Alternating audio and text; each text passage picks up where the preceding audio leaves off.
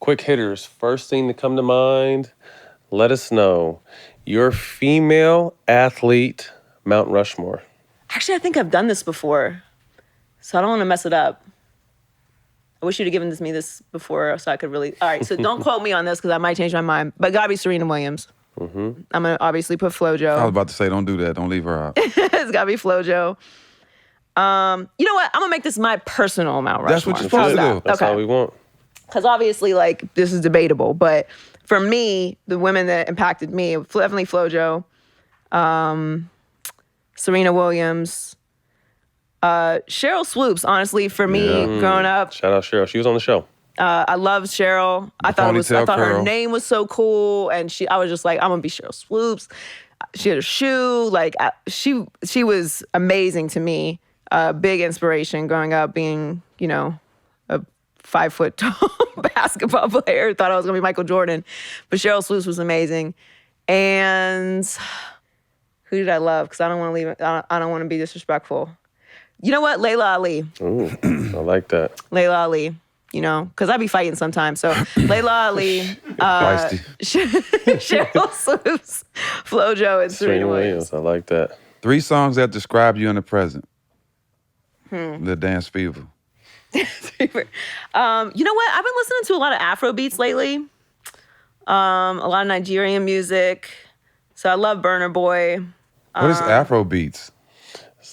It goes. So some girl in the gym that I work at was on her Afrobeat stuff, and I asked the same question. What is that, though? It's African music. Oh, African music. Yeah.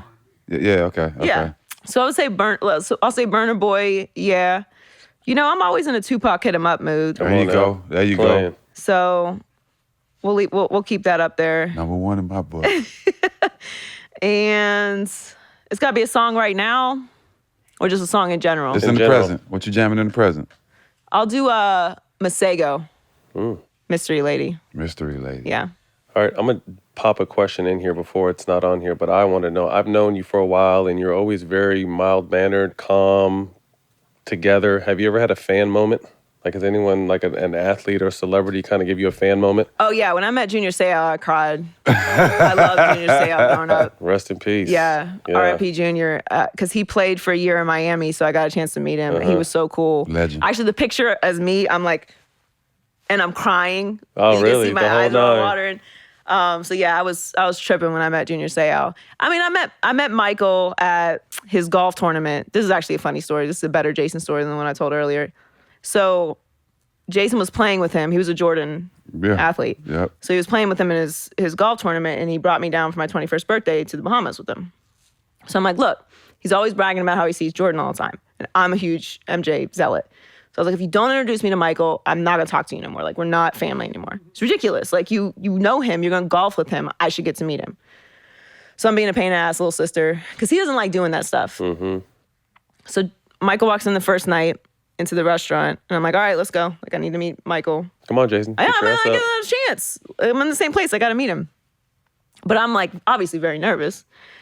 So I walk up to him, and I'm just like, hi. He's like, oh, like, whatever. They're talking. He's like, oh, this is my little sister. I'm like, hi, nice to meet you. He's like, it's her 21st birthday today.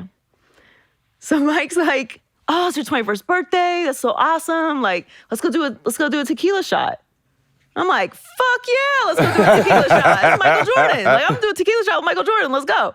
And Jason was like, hell no. Like, Really? No, he totally blocked it. Wow. I was like, what are you doing? Come on, Can't do Jay. that. I'm like, come on, this is Michael. And he's like, no, it's cool, Mike. Like, we're having dinner or whatever. And he's like, all right. And he's like, if you want that shot later, let me know. I'm like, I will when I get away from him. Right. But yeah, I was like, what are you doing? He's like, no, you can't go with Mike. I'm like, I'm not, it's Michael. Like, what are you talking about? Can't tell Mike no. Can't tell Mike no. So I didn't get to do the shot with Michael, but I guess it's a better story now.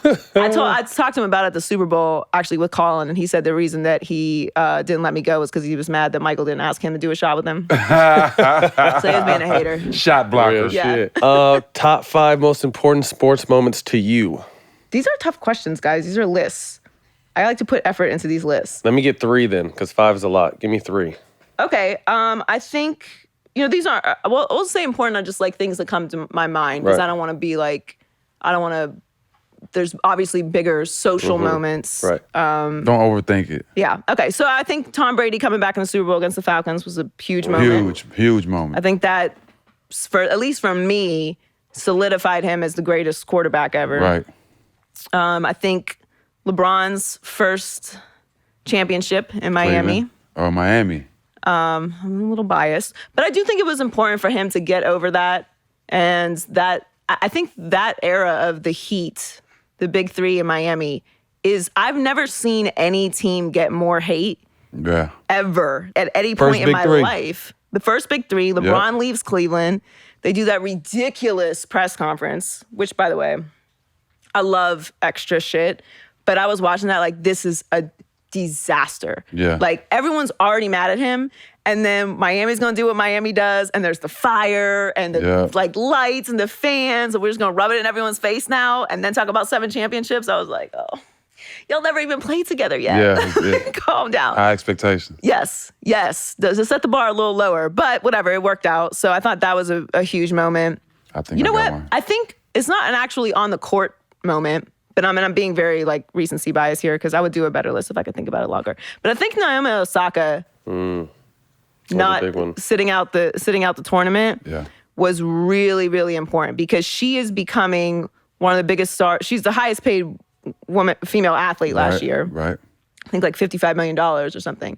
She's becoming the biggest star, not just in sports, but of course, you know, Serena is eventually going to retire. I'm not retiring Serena Williams, obviously, but like Naomi Osaka is becoming a huge international star. She already is. She's becoming a superstar. And to see the support that she got for that and the reality of the impact of how unnecessary some of these, as someone in the media, these media press conferences can be, how intimidating it can be, how we expect everybody to have the same kind of personality and ability to absorb those moments. And for her to stand up and say she wasn't going to compete because she wasn't going to participate in it, I thought was a really impactful Especially moment. for how young she is. Yeah. Too. Where is your brother breaking the sack record? Jason's going to be mad at me for that. Right. You know, it's weird when I think about my brother's career. I think when you're close to somebody, it in some ways desensitizes you to like some of what their accomplishments are.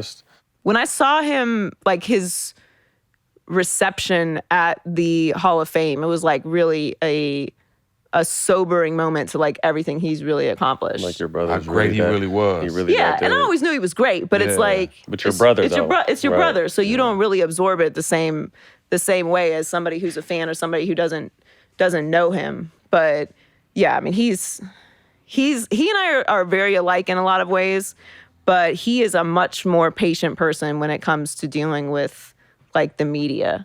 I'm glad that he played before I got in this business. Yeah. And now it's coming full circle because my nephews are about to be playing in college. And, you know, hopefully we'll make the league as well. So I'm going to be covering them, which will be an interesting experience. Cool. 5 dinner guests, dead or alive? Tupac. Tupac. Whitney Houston. She's my favorite. Muhammad Ali. Oprah. And Howard Stern. Is that 5? Wow. Yeah, that's 5. Okay. I like that Howard Stern. That's a nice little change. You can I need him to give me some pointers. Too. One message on the billboard, what would it be? That's seen around the world. Do your research. Man, I can't stand that shit. Right. I cannot stand when people say ignorant shit. Yep. When there is information available to you. I think a lot of people are more afraid of learning something and then their original thought being disproven than being educated. That is not cute. Who told you that was cute? Right. It makes me insane. As somebody who like understands I could get sued for saying something on air that isn't accurate. Right. I'm like, you don't have any kind of threshold for that. And we live in a post-truth society. Right. And the internet, for all of its, you know, glorious provisions, is also a place where you can get information that is completely untrue. Right. And I sympathize with people in that there's just a lot of information. It's hard to find the truth, right? To find actual facts, and you can wander across a blog that looks legit, all the graphics look good, but this is just an opinion space for someone. Everything's Googleable. Yes, but it is, but like in a way it's not, because this could just be somebody's opinion. This is not necessarily a fact. Like, where are you getting this information? Could you use this as a source in a college paper? Should be like the standard for where you're getting your facts from. Right. Like, has this been approved by multiple people from a high level of whatever this business is as actual information? People just get their news off of stickers, like internet stickers. Yeah. This is a meme someone made on WordSwag. Like, this is where you're getting your news from? It's maddening to me, because then they share it and it becomes facts. Wildfire, right. And then that person tells somebody else, and then all of a sudden it's just real, and it's not. Right.